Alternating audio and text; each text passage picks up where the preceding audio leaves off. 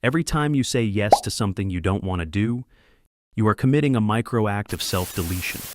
You think you are being kind. You think you are being helpful. You think you are keeping the peace. At Behavior Pulse, we recognize this for what it actually is, the compliance virus. You are letting other people's priorities colonize your hardware. You are trading your finite daily energy for a momentary hit of social safety. You are a yes man because your brain is terrified of the friction of a no. Most people are social debtors. They agree to favors, meetings, and events they hate, simply because their amygdala interprets social disapproval as a literal death threat. They are siphoning their own potential to fuel the agendas of people who wouldn't do the same for them. Today, we end the performance. We are going to install the neural firewall against social pressure. I am going to show you how no is the most high-status word in the human language, why your brain is currently addicted to compliance, and how to enter machine mode, where your time is a guarded resource, not a public commodity. To stop the leakage, you must understand the hardware error. Your brain is a social organ, and for 200,000 years, being disliked meant being exiled from the tribe. When you consider saying no to a request, your anterior cingulate cortex, ACC, the part of your brain that monitors social conflict, fires a warning shot. This firing triggers the amygdala, creating a sensation of social pain. To your primitive brain, saying no feels like you are jumping off a cliff. To avoid this pain, you say yes before your prefrontal cortex, PFC, your logic center, can even analyze the request. This is the compliance reflex. You are agreeing to things at a speed that bypasses your intelligence. Furthermore, your mirror neurons are working against you. When the person asking you for a favor looks expectant or disappointed, your brain mirrors that emotion. You feel their disappointment as if it were your own, and you say yes just to stop the discomfort in your head. You aren't helping them. You are just performing a biological escape from your own social anxiety. You are a victim of your own empathy. In any social hierarchy, the person who says yes the fastest has the lowest status. When you are always available, always helpful, and always agreeable, you are broadcasting a signal of low value. You are telling the room that your time is worth nothing, and therefore, you are worth nothing. The ghost is the person who says yes to everything but is respected by no one. People don't value your yes because it has no cost. It is an unlimited resource. The high-status architect, however, uses strategic friction. They are selective. They are heavy in their responses. When they say yes, it carries the weight of a rare event. You are so afraid of being cringy or mean that you have become a social doormat.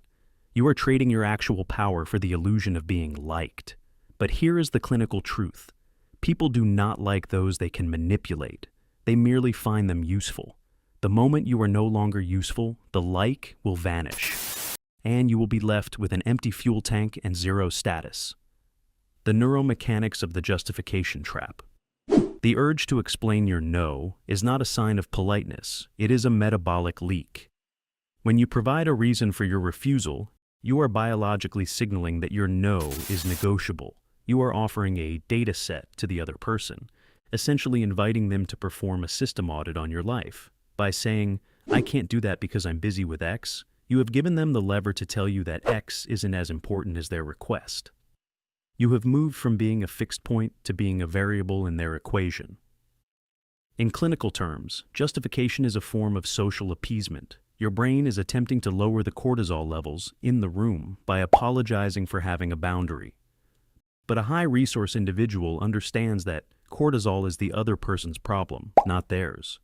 When you justify, you are performing an emotional service for the other person, at the expense of your own authority.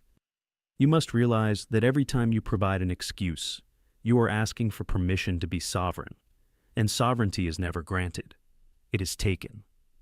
The protocol, the wall of silence. To master the no justification rule, you must become comfortable with social friction. Most human interactions are designed to be laminar, smooth, predictable, and low friction. When you say no without an explanation, you introduce turbulence into the social flow. This turbulence is your most powerful tool. When the other person encounters a no with no because, their brain experiences a processing error. They are looking for the hook to grab onto, but you have presented them with a smooth, impenetrable surface. This forces them to retreat and reevaluate their own status in the room. The execution of the clean break. The monotone delivery. Remove all uptalk or questioning tones from your voice. Your no should sound like a statement of physics, not a request for understanding. The dead air. After you deliver the no, you must stop talking. Do not fill the silence. The first person to speak after the no is the one who is under psychological pressure. If you speak, you are attempting to fix the friction. If they speak, they are forced to acknowledge your boundary. The visual anchor. Maintain a neutral, non-reactive facial expression. Do not smile away the tension.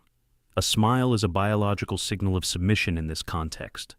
By remaining still, you prove that the friction does not affect your internal hardware. The negotiation trap and how to bypass it. The most common response to a clean no is the clarification probe. The other person will ask, why, or what's more important than this? This is a high-stakes test of your mirror neurons. They are attempting to force you back into the justification script. If you answer their why, you have lost the protocol. Instead, you use the redundant response loop. The probe. Why can't you help me move this weekend? The protocol. Because it doesn't fit my schedule. The secondary probe. But what are you doing that's so important? The protocol. As I said, it doesn't fit my schedule. You are providing zero new data. You are a closed system.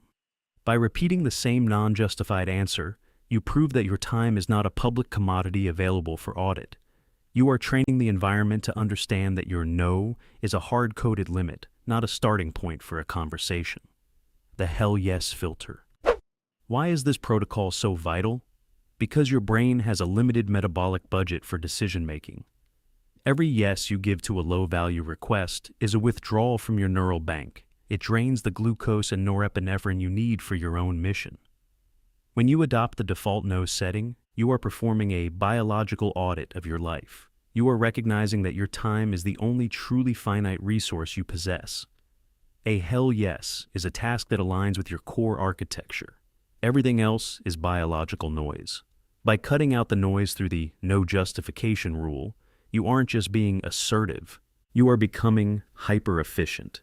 Now, you have the schematics. You understand the hierarchy of your own time. You can continue to be a social beggar for approval, or you can become the operator of your own life. The choice is biological.